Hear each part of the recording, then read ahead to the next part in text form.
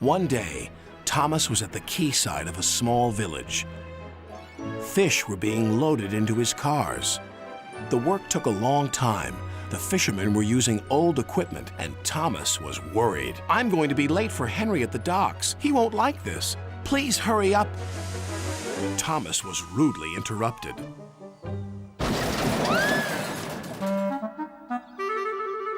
His driver and fireman laughed.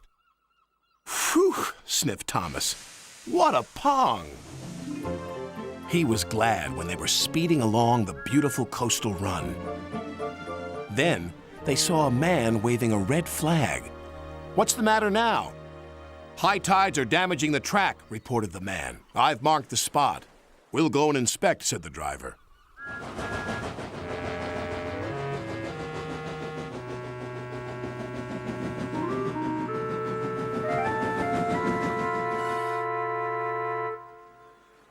"It would be dangerous for heavy engines like Henry," agreed the driver.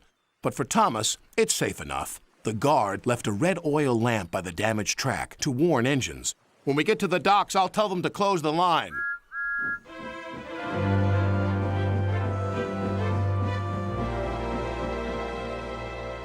Henry was waiting for Thomas's cars.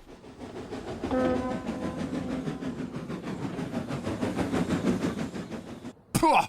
You're late, and that smell is making me ill. "It's the fish," replied Thomas, "and there's danger on the rails. That's why we're late." Ha!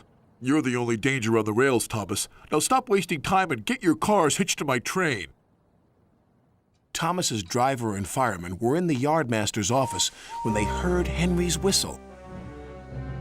He was steaming out of the station with his long, heavy train called the Flying Kipper.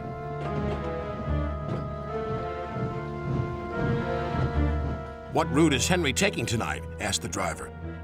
"The coastal run, it's the quickest." "But I told you," gasped the driver. "That's dangerous for a big engine like Henry." The yardmaster quickly phoned the signalman. Henry roared past the signal box. I'll soon make up for lost time. The signalman couldn't hear the warning. By the time he did, Henry was far away in a cloud of steam.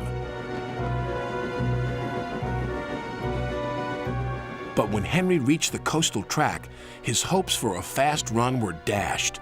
Fog floated everywhere. I can't see, cried Henry. Nor could his driver.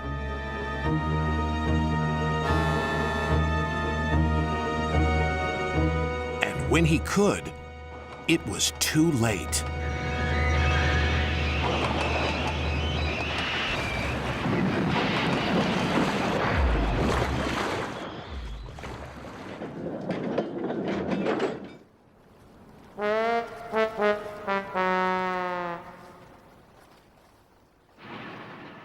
As soon as the tide was high enough, Henry was craned out of the water. Engines don't swim, Henry.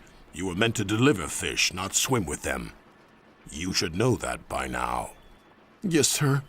I'm sorry, sir.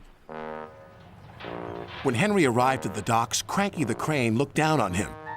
My, Henry, I expect you'll have some fishy tales to tell. But take my advice, have a long hose down first. But there was worse to come. Look, they've caught all this fish and a green whale, too. It's not a whale, it's a monster. Henry was most upset. Thomas now felt sorry for Henry.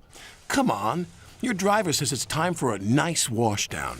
Then you'll feel much better. And Henry did. I'm sorry I was rude to you, Thomas. That's all right. But can you smell something? What? Fresh air. Oh, yes, replied Henry happily.